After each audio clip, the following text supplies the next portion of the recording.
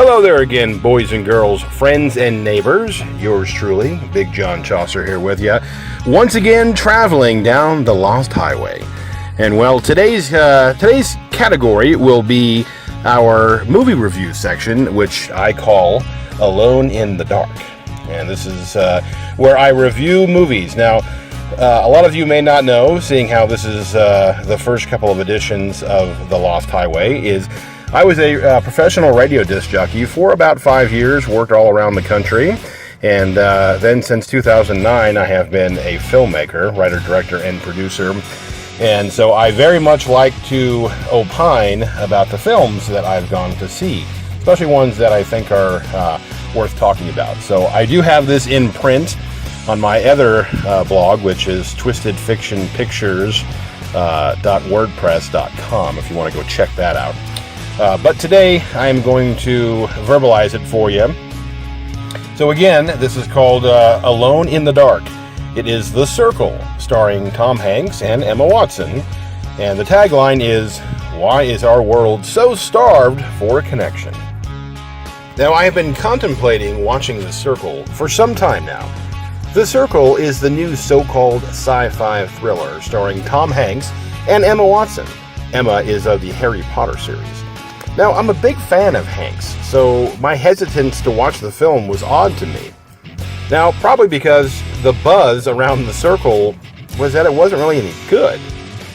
But when do I, rebel free thinker, let them make up my mind?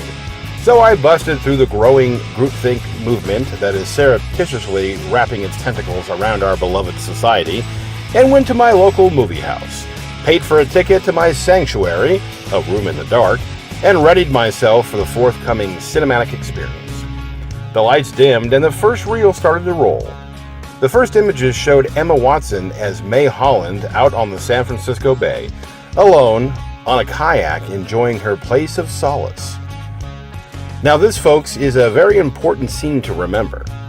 The first act is made up of scenes revealing that May drives a beat-up jalopy, works a soul-sucking temp job in the customer service department of her local utility company. She has an unrequited male admirer, and finally a father with MS, and what millions of Americans these days have in common, a really lousy medical insurance plan. Then, with her despair almost boiling over, she gets a call that she has been praying for. Her overly caffeinated bestie, Annie, played by Scottish actress Karen Gillan, is a muckety-muck at the social media tech firm in the city, and she has secured May the all-important interview. Now, the next image we see is May seated face-to-face with her scruffy, self-important millennial gatekeeper. Scruffy proceeds to pepper May with the usual HR psychobabble, trying to see what she's made of.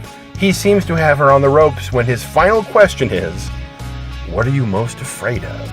Her answer, "Unfulfilled potential."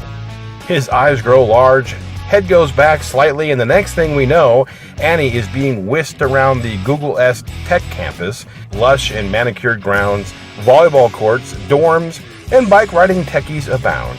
May is mesmerized by the grandiosity of it all.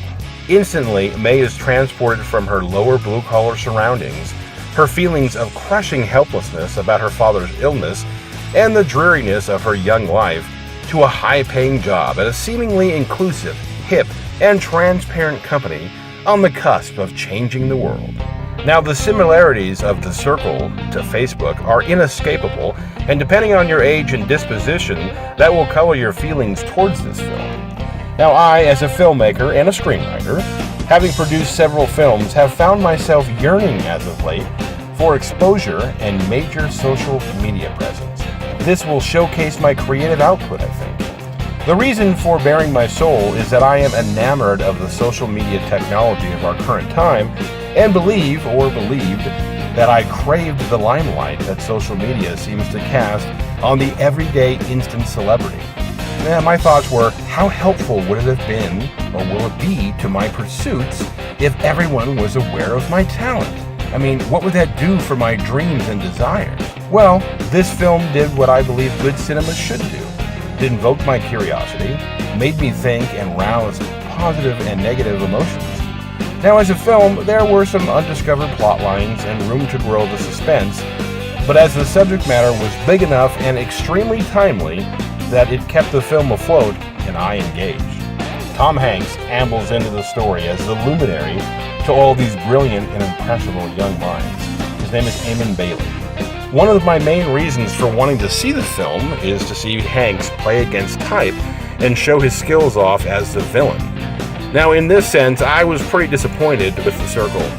Bailey seemed amiable and altruistic on the surface, but that was pretty much the end of it. I kept waiting for the dark side of his character to slip out. I was hoping that the script would illuminate his diabolical intentions for his new technology. But every scene just seemed to show a fairly fun and likable guy that everyone would hope to work for. Now, his right-hand man, Tom Stemmons, played by comedian Patton Oswalt, while decent, was fairly two-dimensional and basically unnecessary to the story. The story is really about May and the creeping monolith of social media in the 21st century. May eagerly accepts the job as a guppy in the customer experience department of the social media giant. Determined to prove herself and make Annie proud of her, she labors away in frustration, similar to her last job in the trenches at the utility company. Plopping down in a seat next to her friend and savior in the company auditorium, she listens to the first of many Dream Fridays presented by Hanks's Eamon Bailey. This is where he lays out the company's plan to connect and bring transparency to the world. Bailey reveals the company's new eyeball-sized HD cameras that can be easily affixed anywhere and everywhere. At first, he shows beautiful, serene footage of the many beaches in the area that he enjoys surfing at. Then, as the presentation works to a crescendo, we see how these cams have already been set up in war-torn parts of the world and how the bad guys will have nowhere to hide with the Circle's new technology. Bailey explains how unbelievably inexpensive these cameras are and how this will allow everyone to not just have one, but many, to connect us to every experience life has to offer. Now, that seems to be the beauty of his plan as he offers it to his adoring audience. That, however, in my opinion, is actually the insidiousness of his plan. A giant company purports to be selling these cameras at shockingly low prices out of a sense of human philanthropy. But in reality, it is a lost leader on their way to global control and profit, as is brought home by the boardroom scene at the end of the second act. As the film progresses, May, with a little push from the more experienced residents of the campus, becomes more plugged into life at the Circle and starts figuratively drinking the Kool-Aid. Which is ironic, because early on in the film, her character jokes to an unnamed man that her impression of everyone inhabiting the campus is just that. Now, we later on discover him to be Ty Lafitte, one of the company's founders. This interaction is another example of unfulfilled potential by the creators of the movie. Lafitte turns out to be the disgruntled creator of TrueU. TrueU is basically the Facebook application of the Circle. Ty befriends May and drops the bomb that Bailey and Stemmons are storing every second of the population's life and experiences on the underground servers. Well, this should have led to much more drama, but instead it was filed into the good-to-know category. Like I said a few paragraphs ago, the critiques of this movie regarding the lapses in the plot are there for sure, but the knowledge of how relevant the story is to all of our lives is enough glue, in my humble opinion.